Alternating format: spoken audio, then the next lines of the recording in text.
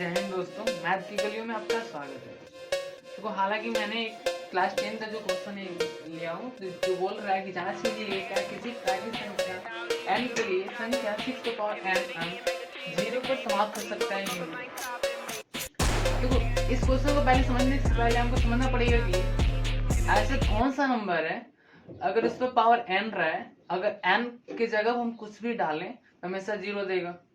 तो ये देखो, हमको अगर एक ही नंबर है मेरे ख्याल से 10 का पावर कुछ भी करोगे हमेशा 0 लास्ट में 0 आएगा। जैसे 10 पे पावर अगर 1 डालोगे 10 आएगा, अगर 10 पे पावर 2 डालोगे तो 100 आएगा। यही तो बोल रहा है ना, लास्ट पर कितना आना चाहिए? 0 आना चाहिए। हमको दिया 6 पे पावर n। अब 10 को देखो, 10 को हम इस फॉर्म में लिख सकते हैं कि नहीं? बिल्कुल लिख सकते हैं।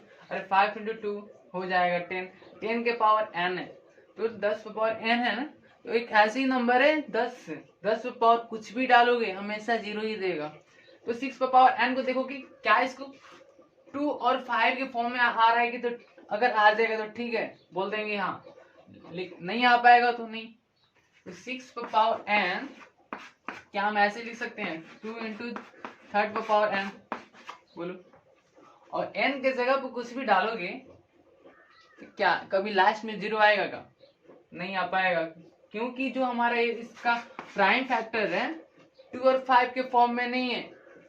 10 का प्राइम फैक्टर कितना होगा? 2 और 5 होगा, लेकिन ये तो 2 और 5 नहीं है, तो ये कभी भी 0 पर समाप्त एंड नहीं हो पाएगा।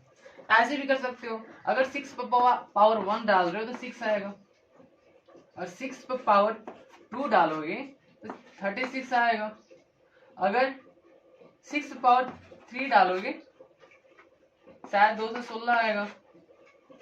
इसका मतलब क्या है, कितना हूं इसके ऊपर पावर डाल दोगे ना, कभी भी 0 आने वाला है नहीं। इसका मतलब ये कभी भी समाप्त नहीं हो सकता है। लिखना चाहो तो लैंग्वेज के फॉर्म में भी लिख सकते हो, 6 पे पावर n 0 पर समाप्त नहीं हो सकता है, क्योंकि 0 का जो प्राइम फैक्टर है भाज्य गुणनखंड है 2 और 5 के रूप का है नहीं। ऐसे लिख सकते हो।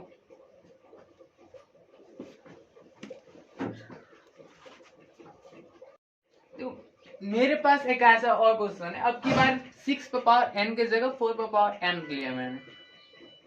अब 4 पे पावर n, अब इसको n और बुलाएगी प्राकृत संख्या, और प्राकृत संख्या के जगह अगर कुछ भी डालोगे, क्या इसको सोल्व करने पर क्या हमको 0 पर कभी समाप्त हो पाएगा? चलो देखते हैं सॉल्यूशन। अगर 4 टू द पावर n है और n क्या हमारा इंटीजर्स है, प्राकृत संख्या मान सकते हो,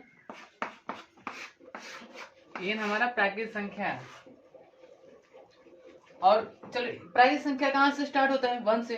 1 अगर डालोगे इस पर, कोई वैसे तो 1 भी डाल सकते हो, 2 भी डाल सकते हो, 3 भी डाल सकते हो, जैसे मन वैसा सब डाल सकते हो।